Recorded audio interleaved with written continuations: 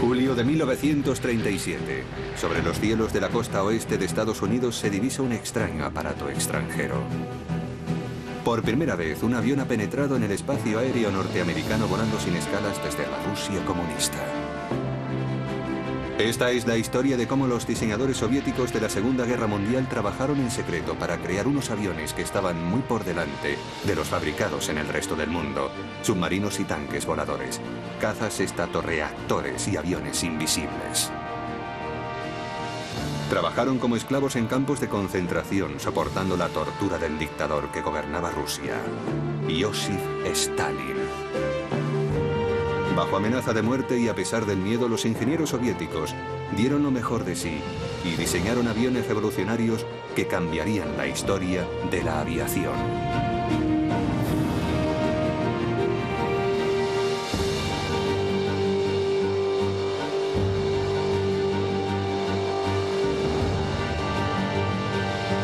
La aviación secreta rusa.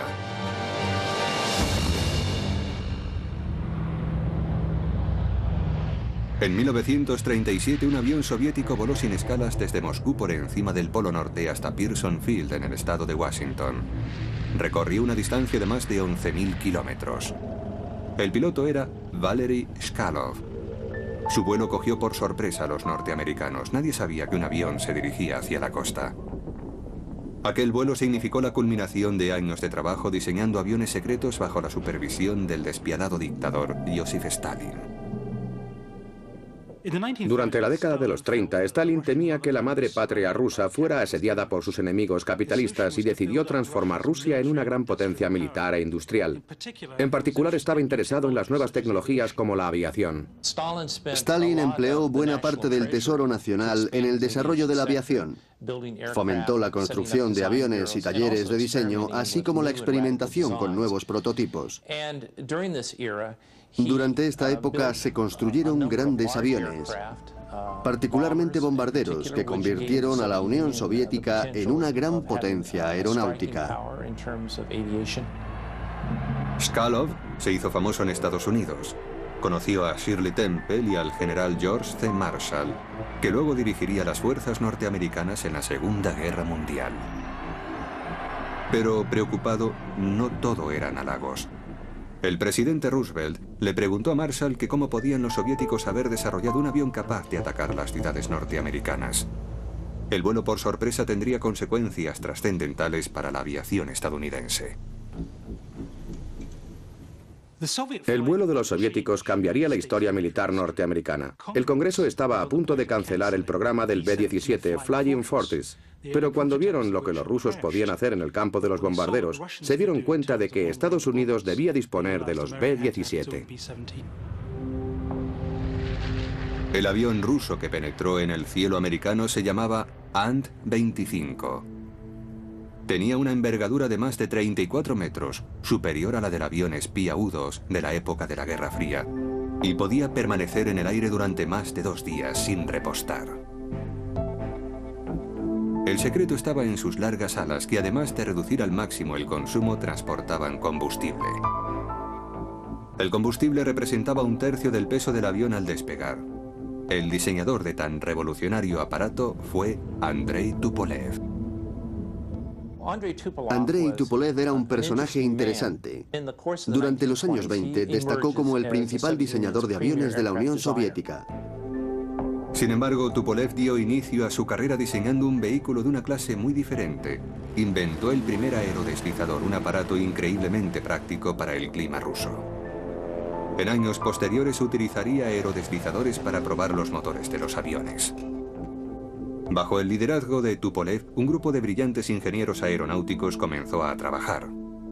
Al principio, Stalin estaba orgulloso de ellos y utilizaba su trabajo como propaganda para el nuevo Estado soviético. A finales de los años 20 y principios de los 30 desarrollaron la tecnología aeronáutica más avanzada de su tiempo. Un avión revolucionario fue la primera ala volante del mundo. El Beech-3 era un avión sin cola con una configuración alar en forma de parábola. Voló por primera vez en 1926 e inspiraría a toda una generación de diseñadores. Uno de ellos fue Alexander Moskalev. En 1933, el año que Hitler subió al poder, Moskalev se adelantó a su tiempo con el diseño de un caza delta supersónico, el SAM-4 Sigma.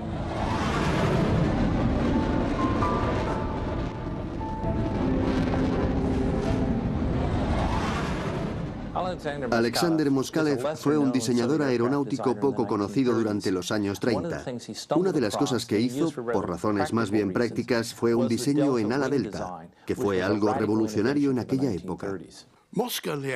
Moskalev no tenía miedo de innovar en sus diseños. Creía que podría prescindir del empenaje de cola normal, es decir, del estabilizador horizontal. De esa manera conseguiría un avión menos pesado y con menor resistencia al viento. El prototipo del Sigma voló en 1936 con un motor de pistón, pero Moskalev no lo había terminado todavía. Empezó a desarrollar un motor cohete para una versión supersónica del avión. De hecho, Moskalev creía que conseguiría el primer avión supersónico del mundo. Fue una meta que obsesionó al joven ingeniero durante toda la Segunda Guerra Mundial. El diseño del Sigma era perfecto para el vuelo supersónico. Lo único que le faltaba en aquel momento era un motor cohete con suficiente potencia. Los grandes avances rusos en la tecnología aeronáutica dejaron asombrado a Occidente cuando sus aviones de combate aparecieron por primera vez durante la Guerra Civil Española entre 1936 y 1939. Stalin envió algunos de los últimos modelos de caza soviéticos para ayudar al gobierno republicano en su lucha contra el general Franco. Uno de aquellos aviones fue el famoso I-16 Rata. El nuevo avión parecía totalmente distinto de los cazas contemporáneos, que no habían cambiado mucho desde la Primera Guerra Mundial. Era monoplano en lugar de biplano. Su principal característica era la velocidad, que superaba en más de 110 kilómetros por hora cualquier otro caza de su tiempo. El I-16 voló por primera vez en 1934. Fue la vanguardia de una nueva clase de cazas monoplanos, aerodinámicos, con tren retráctil y ametralladoras en las alas. Se mirara por donde se mirara, todo era nuevo. Pero ocurrió algo que impidió que Rusia se mantuviera en la vanguardia de la aviación. A comienzos de 1937, Stalin propició una serie de juicios en los que figuras destacadas de la sociedad civil y militar fueron acusadas de sabotaje y traición. Por ejemplo, 2 comandantes de la Fuerza Aérea fueron arrestados y ejecutados a finales de los años 30. Andrei Tupolev, el gran diseñador soviético, también fue arrestado y enviado a prisión. Tupolev y sus colegas fueron enviados a la terrible prisión de Lubianka en Moscú, donde les sometieron a torturas y se les obligó a firmar confesiones falsas. El cargo que se les imputó fue que habían traicionado al Estado vendiendo diseños secretos de aviones a Estados Unidos o Gran Bretaña. Algo disparatado. Pero Stalin y sus fieles opinaban que los trabajadores rinden más amenazados por el miedo. Se acusó falsamente a Tupolev de que su famoso Ant-25, el que voló a América, fue una tapadera para sacar planos de los últimos modelos de aviones soviéticos fuera de Rusia y venderlos a la Alemania nazi. Stalin siempre sospechaba de los intelectuales y en particular creía que los científicos eran vagos e indisciplinados. Pensaba que trabajaban mejor amedrentados. Por eso los encarceló. Creó campos de concentración donde los diseñadores de aviones debían trabajar, pero bajo la vigilancia del servicio secreto soviético. Una de las novelas más famosas de Alexander Solzhenitsyn se titula El primer círculo. En ella utilizaba los recursos literarios para denunciar uno de los aspectos más extraordinarios de las purgas estalinistas: los centros de trabajo para prisioneros. Fueron inaugurados durante los años 30 y en ellos los científicos y diseñadores aeronáuticos permanecían bajo arresto técnico. Estaban en centros especiales vigilados y trabajaban en proyectos de alto secreto para la Unión Soviética. Trabajaban bajo la amenaza de arrestar o ejecutar a sus familiares. Los guardias acompañaban continuamente a los ingenieros por todo el campo de trabajo. Era como vivir en la Bastilla. Comían bien, incluso tenían criadas, cigarrillos, distracciones, dormían en camas limpias, pero nunca sabían cuándo saldrían, ni siquiera si iban a salir de allí. No sabían cuál sería su destino final. Ni Stalin ni aquellos diseñadores imaginaban que su trabajo acabaría afectando tanto a su país y al mundo. El 22 de junio de 1941, más de 3 millones de soldados y 3.300 carros de combate alemanes invadieron la Unión Soviética en la llamada Operación Barbarroja. Hitler se había propuesto conquistar la vieja Rusia.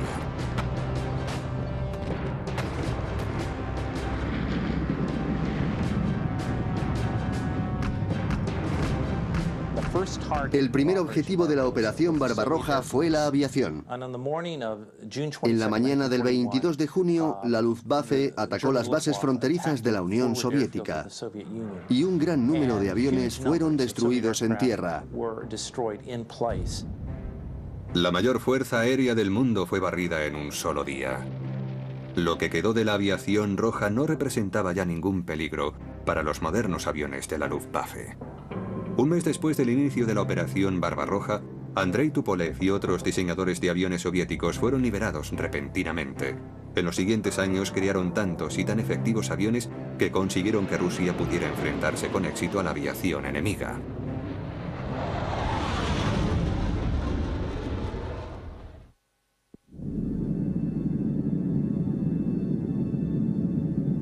En el verano de 1941, la Luftwaffe dominaba los cielos de la Unión Soviética. Los rusos tenían que conseguir tiempo para evacuar su maquinaria de guerra hasta la protección que ofrecían los montes Urales. Necesitaban un caza sencillo y rápido que pudiera construirse fácilmente en grandes cantidades. En julio de 1941, apenas un mes después de la invasión nazi, el ministro soviético de aviación abrió un concurso para la construcción de un avión de esas características. El prototipo debía estar terminado en solo 35 días. Pero aquel avión sería revolucionario por algo más que por la brevedad de su construcción, ya que debía ser propulsado por un motor cohete. En Rusia, el interés por los cohetes databa de 1903, cuando el matemático Konstantin Tsiolkovsky publicó el primer documento científico que sugería que los cohetes de combustible líquido podían ser el medio para salir al espacio exterior. Pero debido a la Revolución Comunista de 1917, todas las referencias a experimentos con cohetes fueron censuradas. Ahora, apartados del mundo, los soviéticos crearon una organización especial para investigar la propulsión por cohete en aviones militares. Fue llamada RNII, abreviatura en ruso del Instituto de Investigación Científica de Cohetes.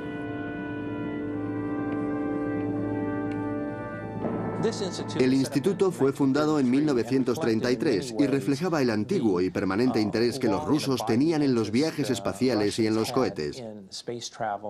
De allí saldrían varias figuras muy importantes, y Sergei Korolev no sería la última de ellas, aunque con el tiempo se convirtiera en el jefe del programa espacial soviético. En los años 30, Korolev era el ingeniero más importante del RNII. Trabajaba en cohetes estabilizados por giróscopo, misiles aire-aire e incluso en aviones propulsados por cohetes. Los alemanes tuvieron muchos fallos en el desarrollo de sus cohetes y como resultado la inteligencia militar alemana rechazó los informes de los éxitos soviéticos con cohetes, tomándolos por pura fantasía. Sin que el resto del mundo lo supiera hasta la Segunda Guerra Mundial, la Unión Soviética estaba a la cabeza en el estudio de los cohetes. Aspiraban a realizar vuelos espaciales. Sergei Korolev era una de las figuras principales en el campo de los motores cohete. Sergei Korolev fue un personaje muy interesante. Ucraniano de nacimiento, estudió en el Instituto Politécnico de Kiev. Posteriormente, en los años 30, fue a Moscú y se interesó por la aviación. Comenzó diseñando veleros y aviones de motor, pero su auténtica pasión eran los cohetes. Estaba muy interesado en los aviones propulsados por cohetes. En 1936, Korolev empezó a trabajar en el RP-218, un avión cohete diseñado para alcanzar la frontera espacial. La tripulación iría encapsulada en una cabina especialmente sellada y presurizada. El avión sería lanzado mediante un bombardero. Una idea que sería adoptada por los Estados Unidos 20 años más tarde con las primeras versiones del X-15, algo similar a lo que Korolev había planeado para el RP-218 con el fin de alcanzar una altura de casi 65 kilómetros. Pero antes de que el avión de Korolev pudiera despegar, la paranoia de Stalin le alcanzó de lleno. El diseñador fue arrestado y acusado falsamente de traición. Se le envió a las minas de oro de Kolyma, en el lejano noroeste de Siberia. Conocida como la Tierra de la Muerte Blanca, Kolyma es el lugar más frío del planeta, con temperaturas que descienden a más de 70 grados bajo cero.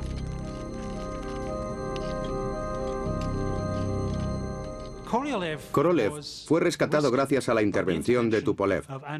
Tupolev estaba todavía en la prisión de Moscú, pero consideró que era su deber liberar a todos los jóvenes diseñadores que estaban en los Gulag para llevarlos de nuevo a Moscú, donde podrían trabajar en condiciones relativamente aceptables, aunque prisioneros. Otros no tuvieron tanta suerte. Muchos de los investigadores del RNII fueron ejecutados. Con su muerte, el diseño del RP-218 fue abandonado. Pero en 1941, con la invasión alemana, Rusia recurrió a la propulsión por cohete. Se necesitaba un cazacohete muy rápido para hacer frente a las incursiones de la Luftwaffe. El problema de los cohetes es su elevado consumo de combustible. No funcionan durante mucho tiempo, pero consiguen unos resultados incomparables. Justo lo que necesitaba contra los bombarderos enemigos que vuelan a gran altura. Despegar rápidamente, ascender y abatir a alguno de ellos. Muchos diseñadores rusos llevaban esta idea a los tableros de diseño. El nuevo avión se llamó BI, pero se le apodó la escoba del diablo. El BI estaba propulsado por un motor cohete que generaba 1100 kilos de empuje, más potente que la primera generación de motores de reacción. Estaba armado con 2 cañones de 20 milímetros en el morro y se estimaba que alcanzaría una velocidad de 960 kilómetros por hora. Habría sido el avión más rápido del mundo. Trabajando las 24 horas del día, el equipo de diseño tuvo listo el primer prototipo a finales de 1941, unos meses antes de la invasión alemana. El BI fue desarrollado en una factoría cercana a Moscú, pero los alemanes se aproximaban a la capital soviética.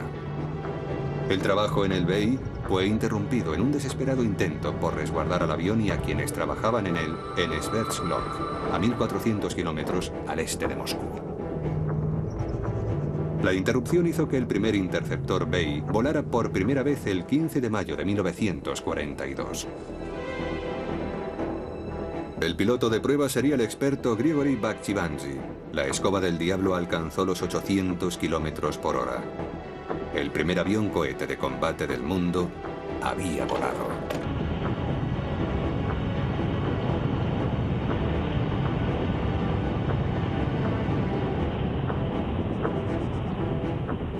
El BI voló en 1942. Era un avión propulsado por un motor cohete y estaba construido con madera contrachapada. Fue diseñado para interceptar a los bombarderos alemanes. Llegó a construirse cierto número de ellos. Stalin ordenó que el BI fuera fabricado inmediatamente. Mientras tanto, en Alemania se había empezado a trabajar en otro interceptor cohete, el Messerschmitt 163 Comet. Pero la versión operativa del Comet no volaría hasta 1943, casi 18 meses después del vuelo inicial del avión cohete soviético. La nueva tecnología de cohetes aún requería de perfeccionamiento y la no demora debida al asesinato a manos de Stalin de los especialistas en cohetes lo refrenó. Uno de los problemas es que los motores cohete consumen mucho combustible y a un ritmo enorme. En un intento por resolver este problema, los diseñadores del BI montaron estatorreactores en las puntas de las alas del BI. Serían utilizados para volar en crucero. El motor cohete se reservaría para ascender o para realizar el ataque, pero entonces surgió otro problema. El 27 de marzo de 1943, Grigori Bakhchivandzhi despegó en un vuelo de prueba que para él sería el último.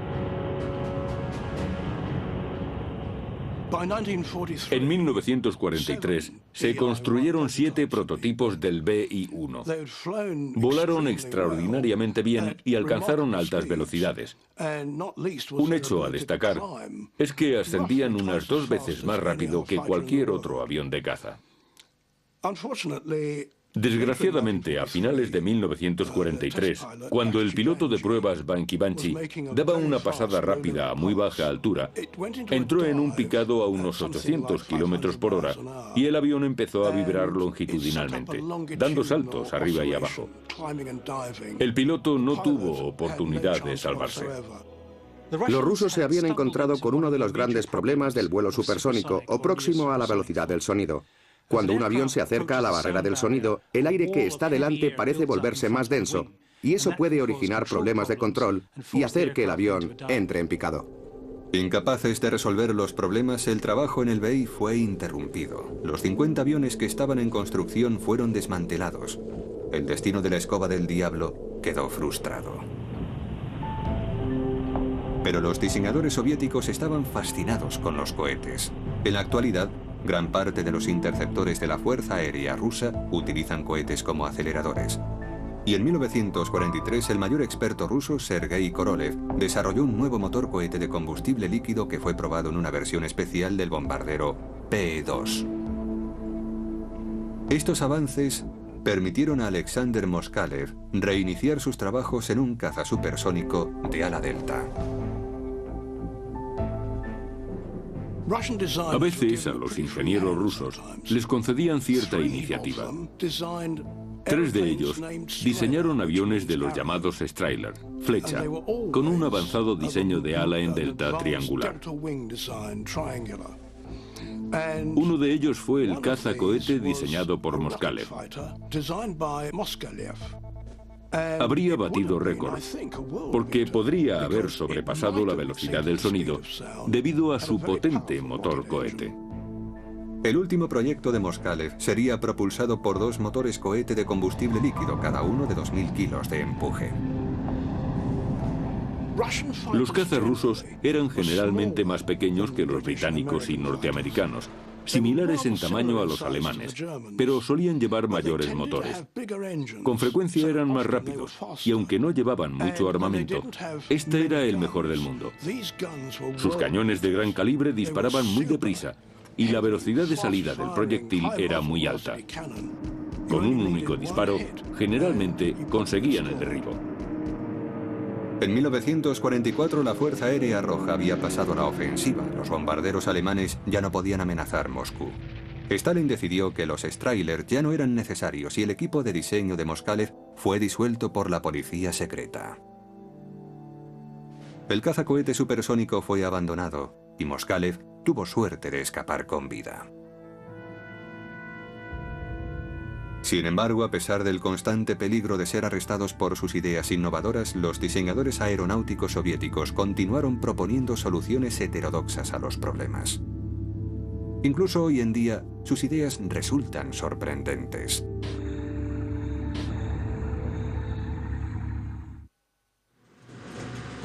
En vísperas de la Segunda Guerra Mundial, unos trabajadores de una granja colectiva rusa miraron sorprendidos al cielo.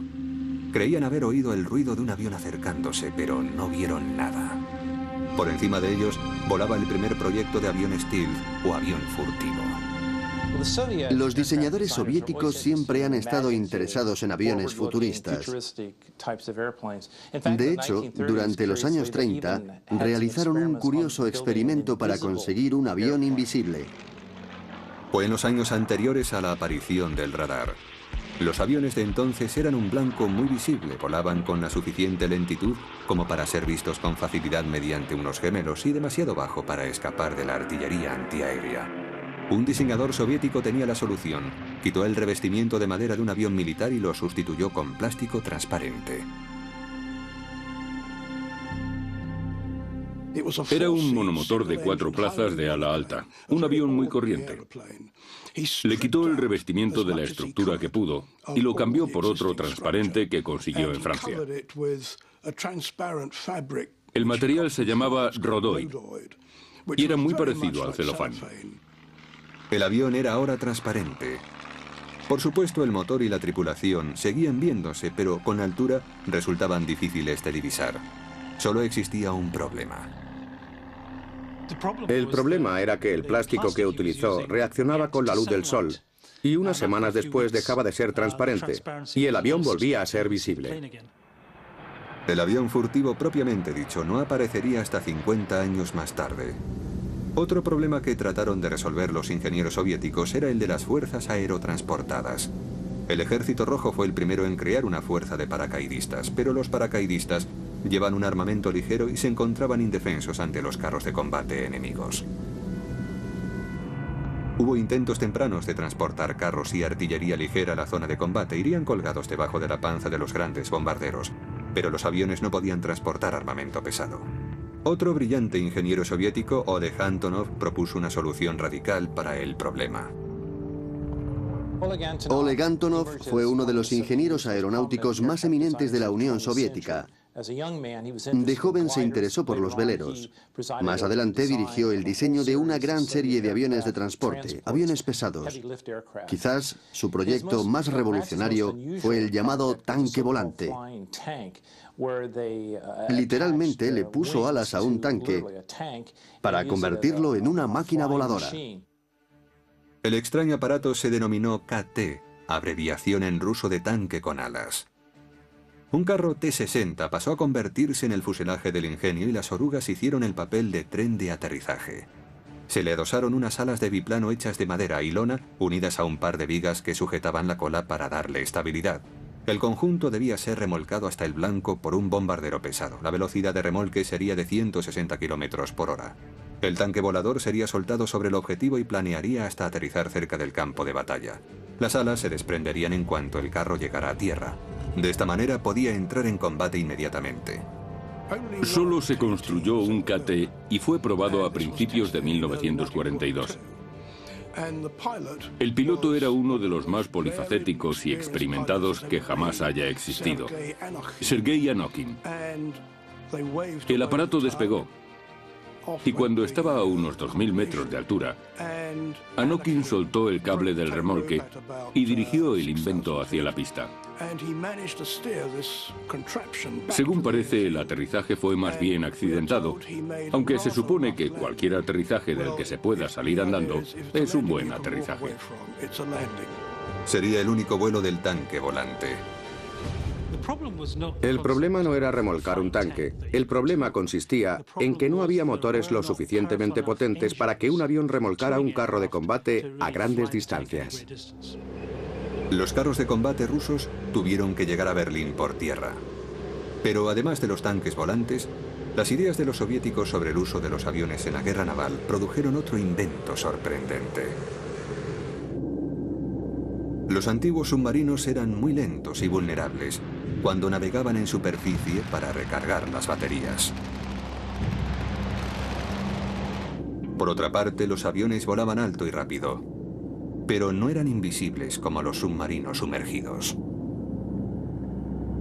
Los jóvenes oficiales navales de la Unión Soviética tenían muchos recursos. A principios de los años 30 se les ocurrió la idea de combinar las ventajas de los submarinos con la de los aviones.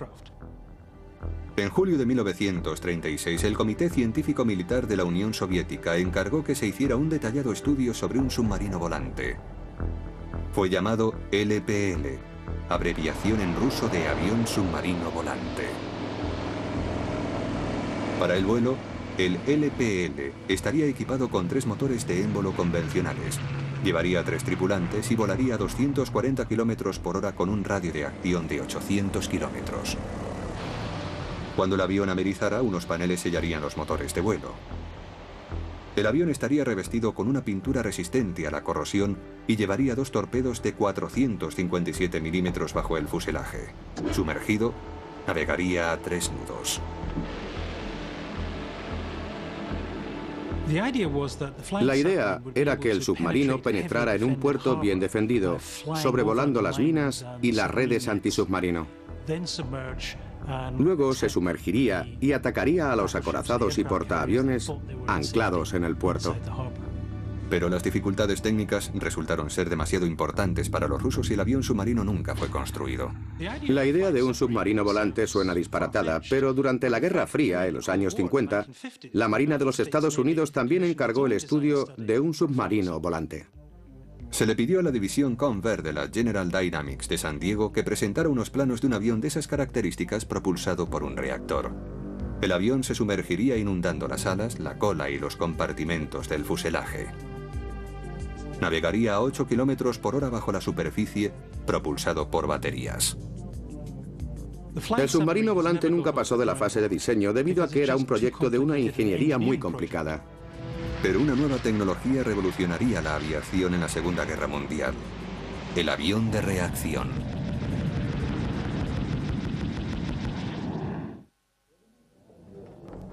Durante los años 30, los diseñadores aeronáuticos soviéticos comprendieron que para conseguir grandes velocidades necesitarían desarrollar un nuevo tipo de motor. La velocidad límite para los aviones de hélice rondaba los 800 km por hora y muy pronto los soviéticos se pusieron en cabeza en el desarrollo del estatorreactor. Varios diseñadores habían trabajado en cohetes y tenían nociones acerca de unos extraños motores llamados estatorreactores. Se trata de unos tubos con un perfil interior muy cuidado, una gran entrada que se estrecha y una sección de alta velocidad en el medio donde se inyecta y quema el queroseno. El gas resultante sale a través de un largo tubo de escape que produce el empuje. La idea básica no podía ser más sencilla, tan sencilla como la del motor cohete. El estatorreactor utiliza la velocidad del avión para comprimir aire en una tobera. Este aire es rico en oxígeno. Se ha hablado mucho acerca de colocar estatorreactores bajo las alas o en la cola de un caza para aumentar su velocidad. Pero pocos lo han hecho, excepto los rusos, y lo hicieron a lo grande. Uno de los primeros estatorreactores fue probado en un I-16. Los experimentos tuvieron éxito y Stalin ordenó la construcción de un nuevo caza propulsado por estatorreactores. Los trabajos comenzaron en 1940. El resultado fue uno de los más avanzados y hermosos aviones diseñados durante la Segunda Guerra Mundial, el caza Borovkov-D. El Borovkov-D fue un avión diseñado en 1941. Tenía un fuselaje doble con un motor de pistón propulsor y 2.000 caballos. Estaba complementado con estatorreactores y montaba un cañón de 20 milímetros y otro de 37 milímetros. El avión tenía una serie de características revolucionarias. Además de los estatorreactores situados en los dos fuselajes, tenía alas en flecha e incluso estaba equipado con un asiento eyectable. Si este avión hubiera estado listo en 1941, con su velocidad y potencia de fuego, habría destruido los lentos bombarderos de la Luftwaffe, evadiendo con facilidad la caza alemana. Pero el avión no llegó nunca a despegar. El ataque alemán contra la Unión Soviética llegaría antes de que estuviera terminado. Los diseñadores soviéticos descubrieron que los estatorreactores tenían un inconveniente: el combustible. Debía encontrarse una mejor solución para conseguir velocidad, y la respuesta era el motor de reacción. Los soviéticos empezaron a trabajar en motores de reacción en 1938, años antes de que Estados Unidos iniciara su propio programa de motores de reacción. El padre de los reactores soviéticos fue A.M. Lyulka. Nadie en Estados Unidos sabía que por entonces, en Alemania, incluso en la Unión Soviética, se estaba trabajando en motores de reacción. En este último país, un hombre llamado Arkhip Lyulka había diseñado un motor fabuloso. Tenía un sencillo compresor centrífugo que luego mejoró, y en 1938 lo cambió por un compresor axial. En 1938, Lyulka estaba trabajando en un compresor para el nuevo bombardero pesado, el Tupolev PE-8. El compresor sería utilizado para absorber aire a grandes alturas y alimentar los motores de pistón del bombardero. Después de desarrollar el compresor para alimentar con aire los motores de pistón, a Lyulka se le ocurrió una idea. ¿Por qué no librarse del pesado motor de émbolo e inyectar directamente queroseno en el aire comprimido? El resultado fue un turborreactor auténtico. Lyulka, por su cuenta, había dado con la planta de potencia que transformaría la aviación en el futuro. Stalin quedó impresionado con el trabajo de Lyulka y ordenó que el motor estuviera listo para diciembre de 1940. Se comenzó a trabajar inmediatamente en un avión de reacción propulsado por el nuevo reactor de Lyulka. Los ingenieros rusos produjeron un diseño único. El aire pasaría al motor a través de un morro apuntado con 4 entradas separadas. Pero la nueva tecnología resultó más compleja de lo que Lyulka creyó en un principio. Su motor necesitaba más tiempo para ser desarrollado de lo que él había imaginado. En 1943, Lyulka probó un nuevo motor. Daba mucho empuje, pero un motor de reacción requiere mucho tiempo de vuelo. Y en aquel momento no disponían de aleaciones que permitieran que los reactores entraran en combate. En 1943 el motor solo estaba completado al 70%. En el Kremlin, Stalin se impacientó al intuir que la guerra se ganaría por la fuerza bruta y no mediante la nueva tecnología. El proyecto del caza Gudkov fue cancelado en 1943. En aquel tiempo Stalin estaba convencido de que ganaría la guerra con los aviones convencionales que salían a miles de las fábricas soviéticas. Debido a la superioridad numérica, la Fuerza Aérea Roja recuperó el control de los cielos rusos de manos de los alemanes. Pero al acercarse el final de la guerra, la historia de la aviación a reacción soviética dio un giro sorprendente. Los primeros reactores pilotados por rusos entraron en combate en el frente occidental, pero volando para los nazis.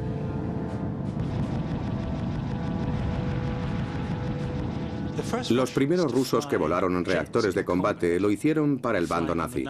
Los alemanes habían reclutado una fuerza aérea rusa libre, compuesta por pilotos rusos voluntarios que querían derrocar a Stalin. Estaban equipados con el nuevo y revolucionario caza de reacción alemán, el Messerschmitt. Aparte de la Luftwaffe, la Fuerza Aérea Rusa Libre es la única que voló el Me-262, el primer reactor operativo del mundo. Volaron bajo los viejos colores de la Rusia imperial. Pero nada podía salvar a Hitler de su destino.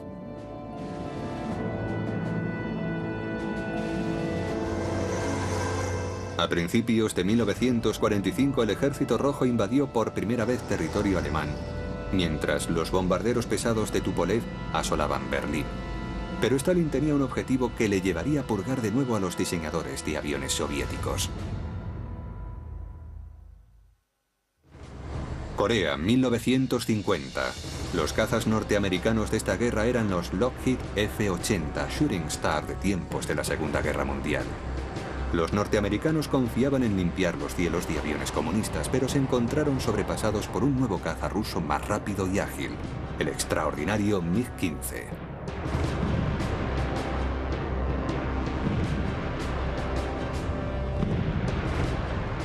De repente aparecieron en Corea, sobrevolando el río Yalu, unas pequeñas y brillantes motas plateadas muy rápidas y ágiles. Los MiG-15. Estaban armados con poderosos cañones. Si un disparo alcanzaba a un avión, el avión estaba perdido. Algunos expertos afirman que el MiG es una copia de un diseño alemán, el Focke-Wulf TA-183. Los dos aviones tienen un gran parecido.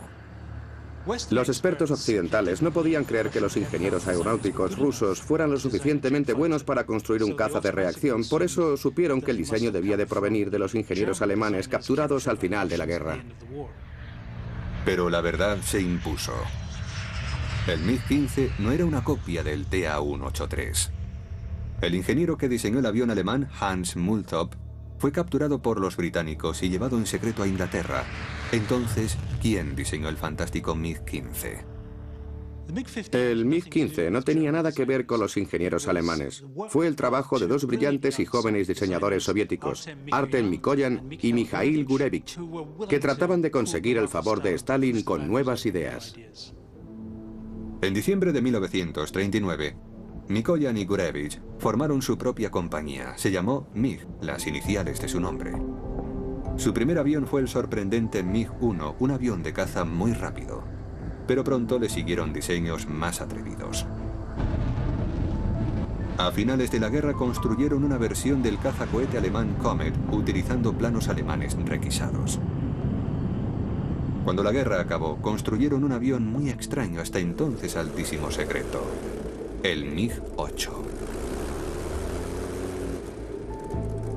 Uno de los extraños frutos de la Segunda Guerra Mundial fue el MiG-8, apodado Utka, que significa pato.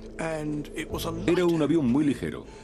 A los pilotos de pruebas de MiG les agradaba volar en él a pesar de su extraña apariencia.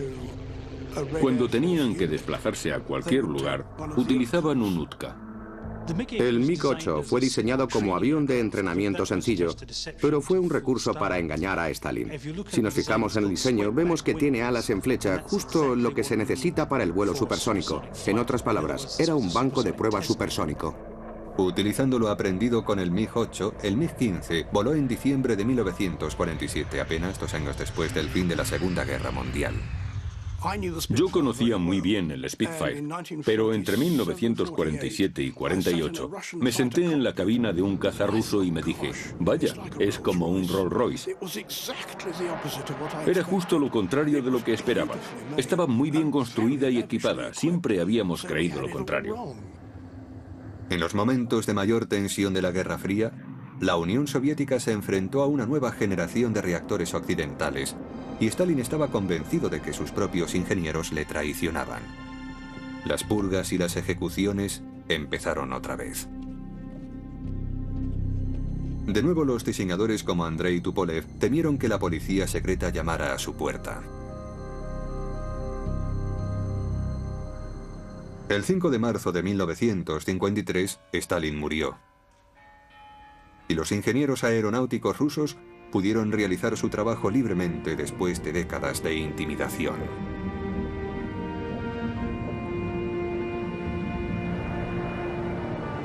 Oleg Antonov, el diseñador del tanque volante de la Segunda Guerra Mundial, pudo al fin realizar su sueño de llevar carros de combate al frente de batalla. Su compañía construiría algunos de los mayores aviones jamás fabricados, entre ellos el Antonov 24 y después el 124, conocido como Ruslan. Puede llevar 150 toneladas de carga, incluyendo los principales carros de combate soviéticos. Sergei Korolev, el genio de la investigación de cohetes en la Rusia de preguerra y el diseñador del RP-218, se convirtió en el director del programa espacial soviético, que logró enviar el primer hombre al espacio. Andrei Tupolev, diseñador del sorprendente Ant-25 que voló sin escalas hasta América en 1937, sobrevivió y construyó el primer avión supersónico de pasajeros, el Tu-144, apodado Concordowski. Utilizó la esbelta ala en delta que inventara Alexander Moskalev en 1933. Estaba propulsado por 4 enormes turborreactores descendientes directos de los que Arkhip Lyulka previó en 1943. Los ingenieros rusos demostraron poco a poco que eran tan buenos como cualquiera, y de 1940 a 1943 produjeron nuevos aviones que en muchos aspectos eran iguales a los estadounidenses. En armamento estaban muy por delante de todos. Sus cañones eran mucho mejores, y desde entonces han conservado esa ventaja. La Fuerza Aérea Soviética fue en la Segunda Guerra Mundial la primera víctima de la invasión alemana en 1941. Sin embargo, renació de las cenizas de la Operación Barbarroja, resurgió con nuevos diseños y hacia finales de la contienda emergió como la poderosa arma aérea del ejército soviético. ¿Por qué Stalin demostró tanto odio y temor hacia sus diseñadores de aviones? La verdad es muy sencilla de explicar. Tenía mucho miedo a volar. Solo lo hizo una vez, en 1943, cuando fue a la conferencia de Teherán para reunirse con Churchill y Roosevelt. Durante el vuelo, el avión sufrió un ligero vuelco y dio un salto. A Stalin le entró pánico. Creo que su miedo a volar, su fobia, fue muy probablemente una de las cosas que influyó en la forma en que trataba a los diseñadores de aviones. Los ingenieros aeronáuticos rusos se encuentran entre los más prestigiosos del mundo. Su inventiva resultó coartada y traicionada por un loco que tenía demasiado miedo a volar. Sin embargo, la contribución de los diseñadores rusos a la aeronáutica sería uno de los legados más sólidos de la Segunda Guerra Mundial.